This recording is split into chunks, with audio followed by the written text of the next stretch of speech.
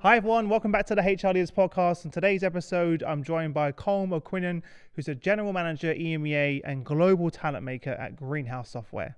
During the episode, Colm talks about how to become a talent maker and use it to your advantage, how to build a people-first culture, and how to attract, hire, and create a world-class candidate experience that supercharges your business growth.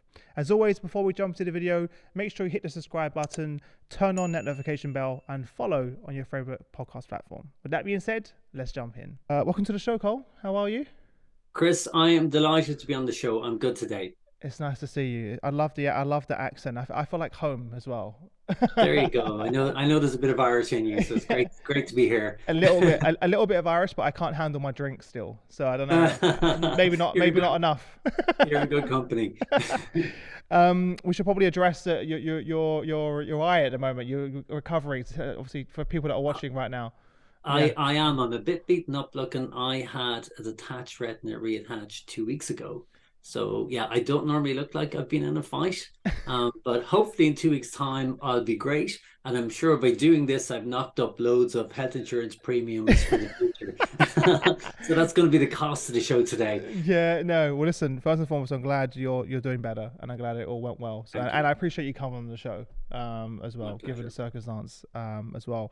Before we jump in, tell everyone a little bit more about you personally and your journey to where we are now at Greenhouse Software. Of course, yeah. I mean, maybe first family background. I'm Irish from the west of Ireland, one of 8 kids, so number 6 of Oh 8, wow, nice. from a big family. So I think you learn to influence and get on with people in that type of environment. I think it helps with business. And then I grew up. I love sport growing up, and that's still a big passion for me as well. And then I suppose the last thing outside of the work side of me is I'm married. I have 3 boys, starting to move into the teenage years now, so juggling raising kids and work, like lots of your listeners, I'm sure, and with 2 working parents, that's what we work through. Yeah.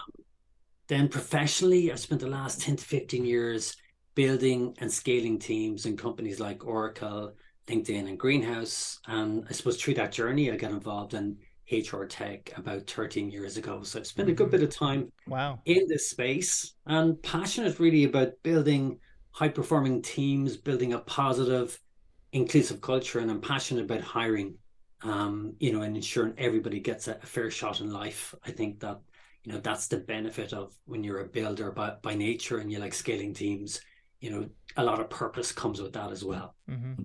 So you said you got 3 kids. You didn't want 8?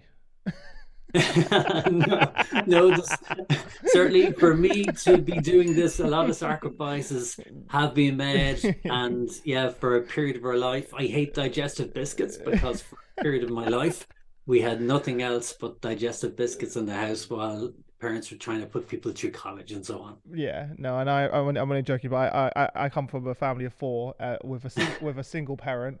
My mum raising us, and it wasn't easy, but I think a lot of the lessons that I learned from my mum and my siblings, to your point, is helped shape who I am today as well.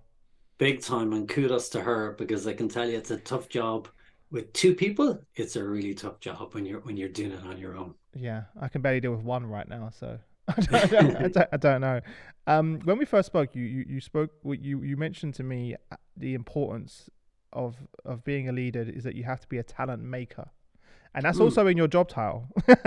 General Manager of EMEA and Global Talent Maker. So I want us to start with, what is a talent maker?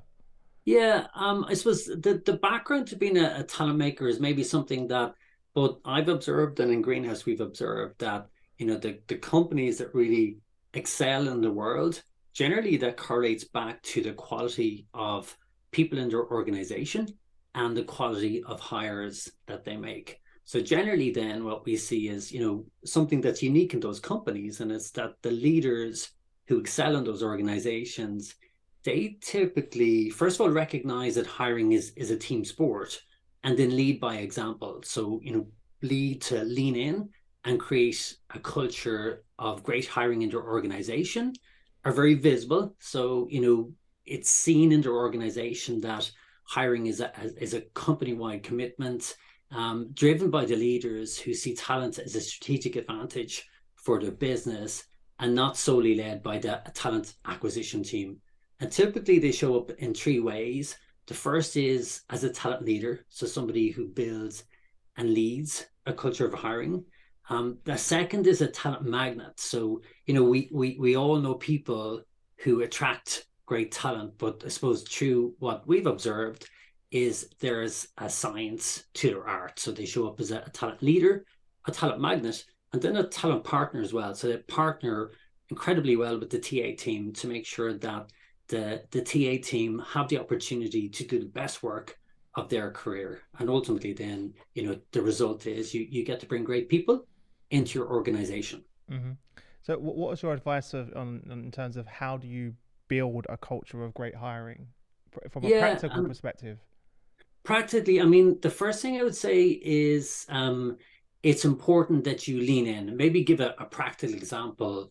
Firstly, maybe as a talent leader, I worked once with an operations leader, and like I'm sure in your background, you've worked with leaders who have a weekly meeting with their management team and the recruiters who are hiring open recs for their teams. And I suppose, that's not that unusual, but what was unusual was when I spoke to managers that were new to that team, what struck them was that that person, they held the hiring managers accountable for unblocking, challenges in the system or blockers to hiring great talent, rather than holding the TA people accountable. So it's really that Interesting. culture of accountability and ownership at a business level, as opposed to viewing hiring as some sort of black box that's done by the TA team in isolation. So that's probably one example. Maybe another example would be as a talent magnet. As I said before, we all know some people who just naturally attract great talent. But again, there's practical ways you can do that. I was in the UK a couple of weeks ago, and I met a sales leader whose TA team were struggling to hire people. And what he did there was he leaned in, he set up a cadence himself and says, how can I help? Well, reach out to your network. And he set up a cadence using his sales outreach tool to connect with, 50 or 60 people in his network. And from that, there are 3 or 4 people at final stage with that company now. So I suppose that they lean in, they prioritize time to support the TA team and rock up in lots of other ways. They do things like this and show up in social media. Hmm. They like and share posts from other members of their organization, and more practically get involved in ERGs, or just simply, show up at the offer stage in the recruitment process and talk to candidates, deal with their concerns and their objections, particularly in the current environment. That's so important. So it's that type of work really that sets a talent maker apart, and then ultimately how they work with their TA team as well. So, for example, there when I set up Greenhouse in EMEA, I was joined at the hip with our TA team. I was really conscious of creating an employee value proposition that resonated and sort of recognized that the opportunity to be one of the first hires in a new organization in EMEA, that was unique. So we made sure that we could clearly articulate that value proposition to the potential candidates. And ultimately, then we made sure as well that everybody else who's involved in the hiring process, and we followed a structured hiring process, but that everybody else in the process was on message, could articulate, the unique opportunities that came with the role, what career progression looked like in the role. So ultimately, that every candidate that met or engaged with us, they had a better experience than any of our competitors. And I'm a big believer that when you're a talent maker, you can outcompete larger companies like Microsoft or Amazon or Google, who have deeper pockets, Yeah. maybe pay more as well, by purely winning on candidate experience. Are talent leaders born or made? Because I would say when I became a manager or a leader, those weren't requirements or things that were even spoken to me or part of my training, part of my Yeah. coaching, any of those. I think naturally I kind of fell into some of those areas and kind of wanted to help the team, wanted to be more actively involved. But um, who's leading that in organizations? Yeah, so I think that some people are born, and if I'm honest, personally, this is an area where I have a natural aptitude, but I also believe it can be trained. So, for example, I worked in one large organization, And what was interesting there is the SVP of revenue for EMEA. If you weren't hitting your numbers and you had a full team and you were coaching your team and so forth, yeah, you had questions to ask, but if you weren't hitting your numbers and you'd only half of a team, you got put under a lot of pressure around your hiring. Why isn't your hiring right? And why aren't you partnering with the TA team and so on? So I do think that, again, that's back to a culture where a leader recognizes the importance of hiring and therefore cascades it throughout the organization. And I've seen other examples and spoken to sales leaders who they recognize that it's so easy to go, right, I have so much to do, I'm working on deals, and I just got to deprioritize hiring. But ultimately they know that their ability to hit their numbers directly correlates with the quality of Yeah. people that they bring into the organization and having the people in seat as well. So I believe it's a learned skill, that everybody, if you apply yourself correctly, and a lot of it is just the awareness and the recognition to go, in reality, I suppose from a HR perspective, most of the challenges you deal with further down the HR funnel, they start at the hiring process, and Yeah. it's important to recognize that. I think I realize that even more as a business owner now. When Shane and I were scaling the company, we would say, "Oh, we don't have time to hire. We're so busy." And I said, "The reason we're so busy is because we haven't hired." So it's like this vicious, vicious 100%. circle. I was like, "We can't meet our objectives, and we're not hitting our revenue targets, but we're using that as an excuse of why we're so busy and we can't hire." But I'm like, "That's why we're here." There's this vicious circle, and the moment we made a couple of key hires, we literally 3x'd our revenue, and all of a sudden, the business took off, and I was like, "Oh my god, we could have done that a year ago." And saved yourself a And- ton of work. Yeah. yeah, and And to yeah, your question, I mean, I worked with somebody who became a brilliant manager and was a brilliant individual contributor. But at one stage, he gave me the feedback that, I know in the first 2 minutes in an interview if somebody's going to be successful or not, if they're going to be a good salesperson, for example. That was a role he was hiring for. And in my mind, that was just setting off alarm bells. And that was before I moved to Greenhouse and understood the value of structured hiring, where you go deep on the attributes that you need for the role. But I've been around and I've been a manager long enough to know that I've been in interviews that have been really bad for the first or 10 or 15 minutes. And all of a sudden, something clicks, you ask the right question, and the person lights up, and you see the passion. And it's almost by working through the process that you realize, okay, how do I assess somebody? How do I calibrate them against somebody else? So I do believe that it's a learned skill. Embracing structured hiring is really important as part of that. It's foundational. hmm um, once we get that part right, it gets even more difficult when we talk about building high performing teams, but at scale. Yeah. Presents a whole unique set of challenges when you've got a fast growing business. Could you share some insights and thoughts around that, how you've tackled that in previous roles? Yeah, for me, I think culture is incredibly important.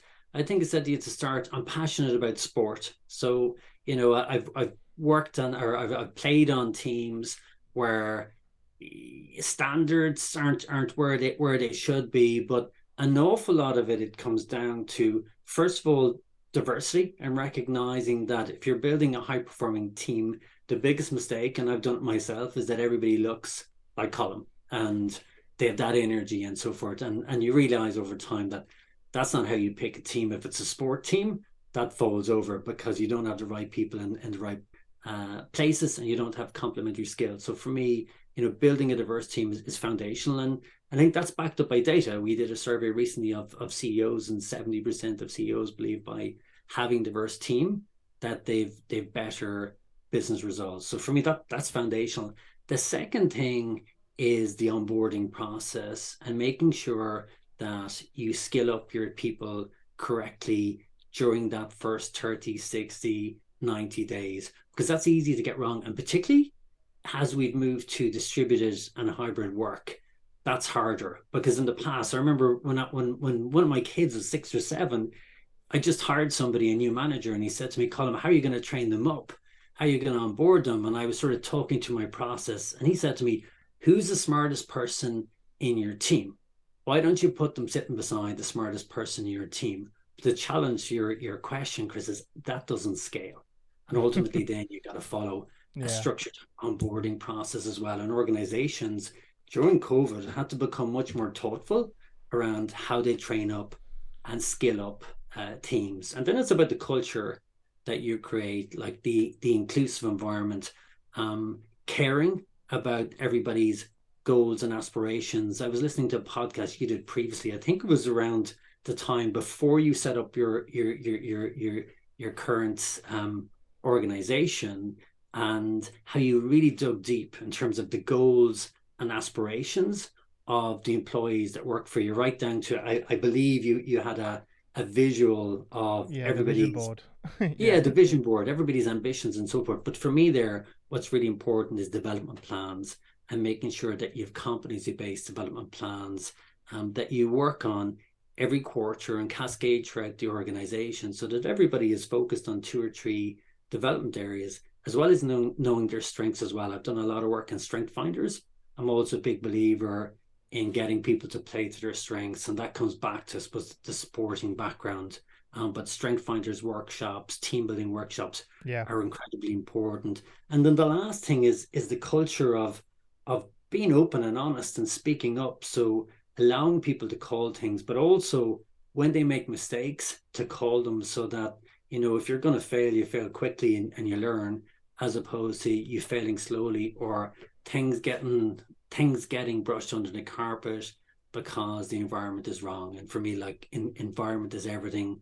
I go back to I coach kids teams at the moment, and it's only when you're dealing with maybe, younger kids, and you see the importance of the environment that you create, and how people, if you create the right environment, parents want to bring their kids to you. It's the same in the workplace. If you create the right environment, people want to join. So the best people then come and work for you. And for me, that's really important. Yeah. I bet managing those kids, the hardest part is their parents. Do you know, Screaming, come it, on! yeah, it's funny. I think if the environment is right, even there, they get it. Like, and I'm not a big believer in quiet sidelines and so on, but they do get it when you go, they are kids, let them at it. Nobody came here to be shouted at. Yeah. When they make a mistake, it's, you move on. And again, I think that's stuff that you can bring into the workplace. So you can take a lot from what you do outside of work and bring it into work. Yeah.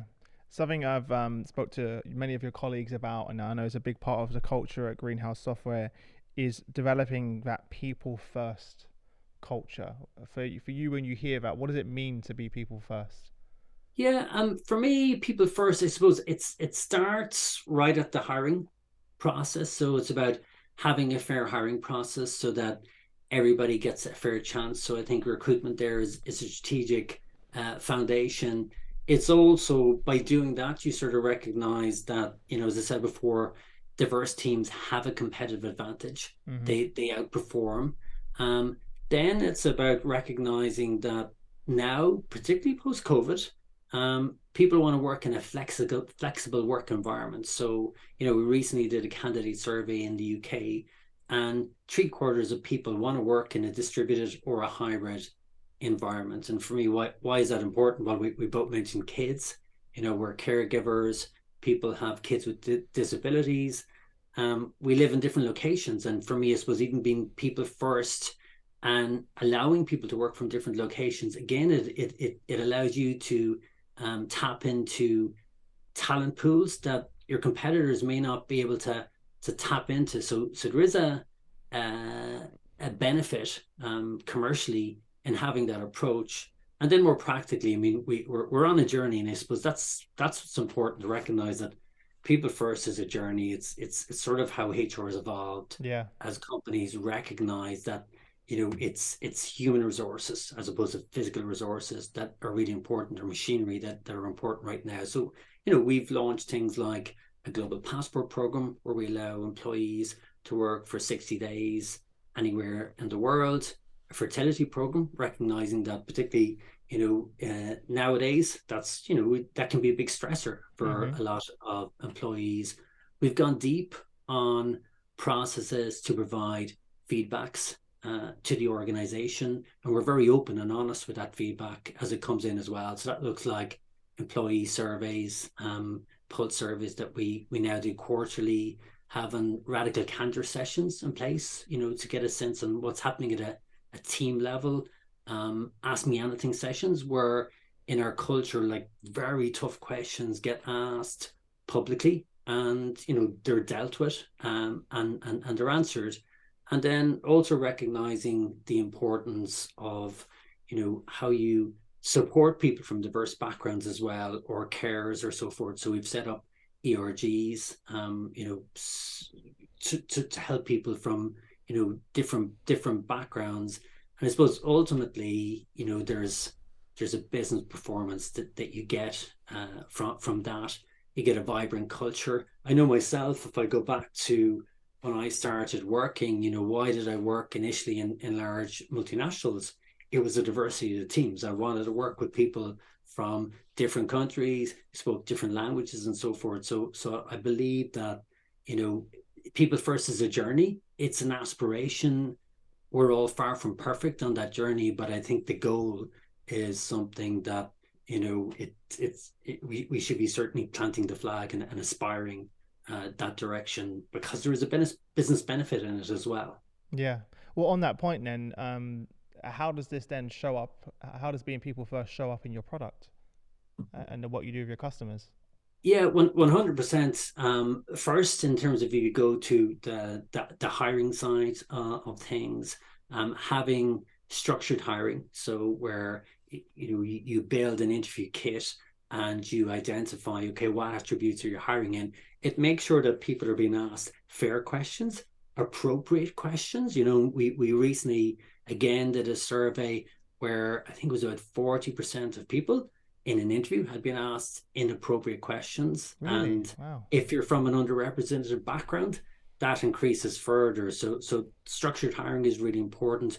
We have nudges in the product as well. So it'll give you nudges to, when you're answering this question, think about A, B, or C, or sometimes these prejudices come up, be conscious of it, right through to then the reporting in the product. So oftentimes, for example, when you're talking to engineering leaders, we hear that, okay, I'm really finding it hard to have a balanced engineering team from a gender perspective, because it's a top of funnel problem. There aren't enough female job applicants. But when we look at the data, that's generally not the case. You generally find far more female applicants, for example, in engineering roles, than people who are actually hired. So then it's important to go into the data and figure out, okay, what's happening during that funnel, during the Mm-hmm. hiring funnel? Is it the questions that are being asked? Is it the take-home test? Is it that the interview panel is an all male panel and they're interviewing a female candidate? And I suppose the benefit of what we do in Greenhouse is we provide the tools for customers to interrogate their process. And even the data would also go through to, where you source the best candidates, where you source candidates from underrepresented backgrounds, where you get your best return of investment. All of that is built into the Greenhouse platform. I love that. So yeah, it's looking at end to end, seeing where perhaps you could be more inclusive, seeing where there may be some bias that creeps in as well, but having the data right as well to back it up, because it could be based on people's opinions or their gut It, feeling, etc. it, Go on. exactly. The data is key. And for me, that's, I suppose, we get asked again and again, where do you start? For me, it's don't move into action, get into the data, understand the data, understand what's happening in the data, and then start to make decisions. Because you're right, we all have our own narratives. I always throw out that there's not enough female engineering candidates top of funnel, because it's an obvious data point that comes through. But there are other less obvious, more subtle things that you need to interrogate. You need to go back to the hiring team and have conversations. You need to have conversations in your organization with people from underrepresented groups as well. So for me, the data is key. Yeah, I love the idea though of the nudges, right? With we're not perfect as managers, as leaders, so having those practical nudges, saying, "Hey, Chris, have you thought about these things?" Or here are some questions that you can ask, and just having that as your sort of nudge co-pilot, as it were, to help It's awareness. to help you through it, because you're not going to remember all of those things, and the way we're built is our bias is going to creep in, unfortunately. 100%. Yeah. And we all have them. There's no point in pretending we don't, but I think recognition certainly helps. hmm What are the yeah, you've kind of worked across, you mentioned some of the companies like LinkedIn, obviously Greenhouse. What is it about Greenhouse that attracted you to the business? Yeah, for me, it was a couple of things. The first is I suppose there was me, and back to your vision wall and my ambitions. I sort of made a decision that I wanted to move into smaller startup, scale up type environments, and Greenhouse were a scale up. hmm For me, that was a natural pivot. The second thing was it was in a space that I was very comfortable with. So it was in the TA space. Yeah. The third piece was because I worked in LinkedIn, in the same way as we have a view of our ecosystem and what's happening, what companies are growing, I could see the growth in Greenhouse as well. So for me, it was like this company is coming in to Europe to do a job that I'm really passionate about in an area that I'm passionate about. And that sparked my interests initially. The second thing was candidate experience. And for me, I'm a big believer in candidate experience. And what that looked like was every time I did an interview, people rocked up, they were prepared, they were organized, they asked smart questions. But what was most interesting was in every interview, they were asking different questions, they were going at different attributes. That was massive because normally, how many times you do an interview and you're just asked Same generic. 50%? Yeah, Yeah. you do 10 interviews and you've been asked the same questions 100 times, whereas that was unique. The other piece was the feedback. So every time I did an interview within 24 hours, Ariana Moon, who I'll call out, she now heads our TA team. She rang me, she gave me feedback, she gave me pointers for the next interview. So I was coached through the process. And again, that's really important because in our candidate surveys, 70% of people want feedback after interviews.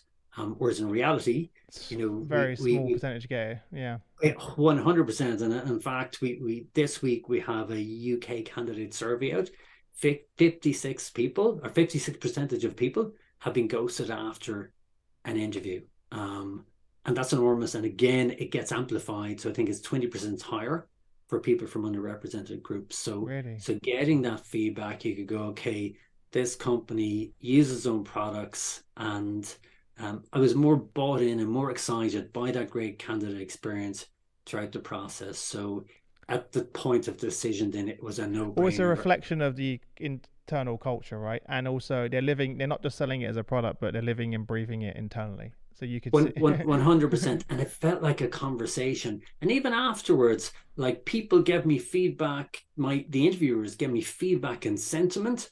And it didn't mean that they were going, you're going to get this job, but I knew that they liked me and I knew that they believed in my ability. I didn't know what my competition was conversations were happening, but at least Yeah. I was being treated with a huge amount of respect. And I suppose then when you go to offer stage, if that's your process, if you're killing it on candidate experience, I was sold when John Strauss, who's one of our co-founders, had a conversation with me before they went to offer to check out that my head was in the right place, so that if they went down this road and Nice. let other people out of the pipeline, that there wouldn't be an exposure on greenhouse side as well. Mm. What would you for many of our leaders listening right now, they're overwhelmed with the amount of technology and the growth in the TA space, Mm-hmm. the digital transformation it's been through. What advice would you give to them when choosing the right TA partner? Because Yeah, there's so much noise out there, and everyone's claiming to solve all of their problems. You've been across multiple organizations. What yeah. advice would you give to them? The first thing is we all have networks, and I think lean into your networks in the TA space. So many of our customers are involved in WhatsApp groups, Facebook groups, and so forth. Recruiting brain food. I'm doing an event with next week. Like there's loads of places where you can pick up sentiment. And for me, that's the first thing. That's really important. The second thing is the reference piece, so that, if you're looking at buying TA technology, look to talk to customers, because customers will be really honest with you. They'll give you the good stuff, but they'll give you the development areas as well. That's the second thing. And then the third thing, it's where your goals are. So you really got to double down in terms of what are you trying to change the needle on.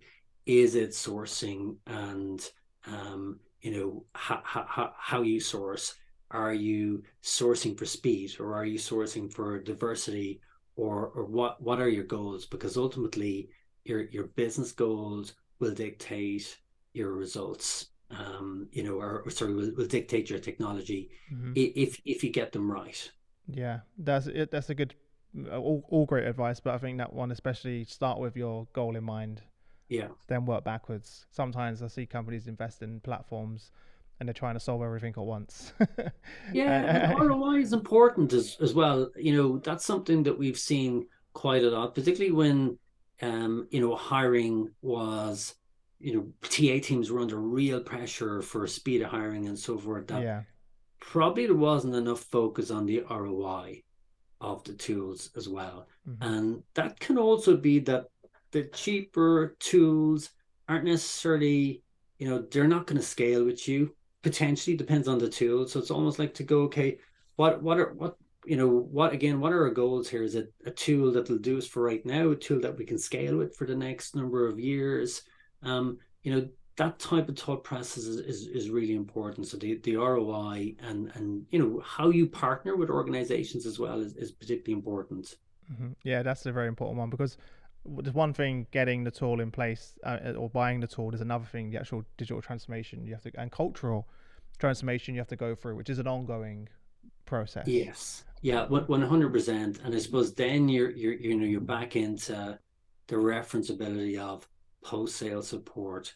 What does that organization's customer success team look like? What does that organization's implementation team look like? For me, that's key, and you can sort of see that too when you look at organizations. You get a sense in terms of, okay, what's the churn is happening in their support teams. That gives you an That's indication an as well. interesting data point. What's the Yeah, churn? What's the churn in the support team? I never thought that I, as a data point, but well, it makes well, well, sense. to Yeah. me, that's really, really interesting, Chris, because I was sort of taken aback a bit by that at we had a customer event in Berlin, and I Yeah. met a customer that had worked with us. This is their third organization.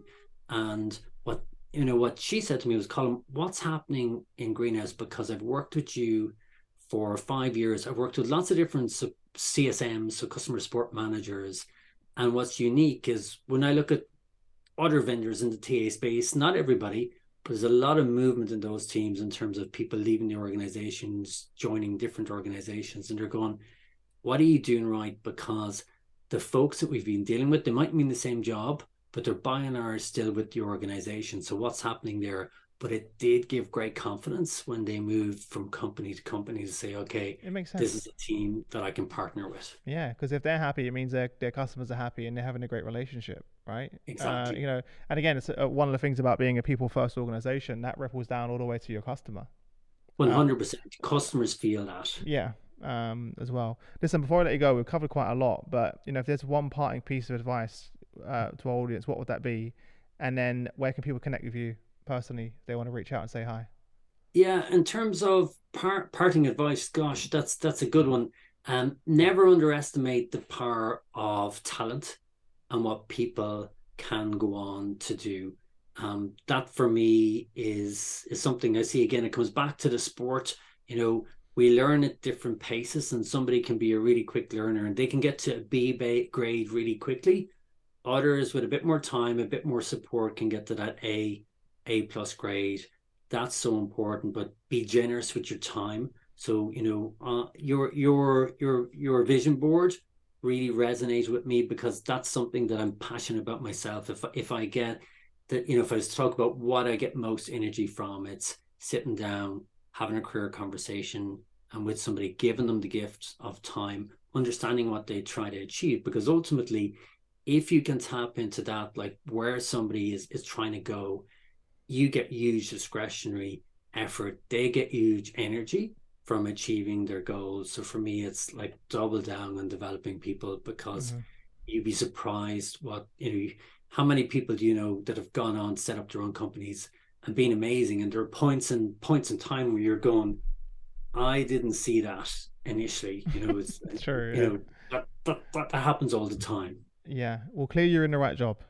Thank If you, one thing we've Chris. established. Oh my goodness. And where can people connect with you? Where's the best place? Yeah, best place on LinkedIn. So you reach out to me on LinkedIn, in mail, send me voice message, whatever you want to do. Voice messages are really good at the moment. I've done that a few times on LinkedIn because That's my true. A lot of reading, people don't realize that about. That's a good feature. It's a good shout out as well. Yeah. 100%. Yeah. Yeah, it's fast, and also you get tone as well. It's also personal, right? Because sometimes it feels like you're just getting a copy and paste message on LinkedIn. Sometimes it can feel that way. Um, What 100%. And then for learning more, I mean, I spoke a lot about talent makers at the start. If they Google Greenhouse Talent Makers or go on talentmakers.com, certainly they can learn more about that. And there is a book you mentioned, Can You Learn About Talent Making? Yeah, we've written a book as well, which gives practical examples on how to become a talent maker. If you're in RecFest next week, they'll be at the stand. Drop over, you can collect one. Amazing, amazing. Well, I appreciate you coming Mightn't on the be out show. next week, so strike that if we're not out Yeah. next week. Either way, the links will be in the comments below. So wherever you are, whatever date you're listening right now, you can grab a copy of the book below. You can connect with Colm below. Appreciate you coming on the show. I wish you a speedy recovery, and I'll see you again soon. Thanks so much. Thanks, Chris. It's been my pleasure.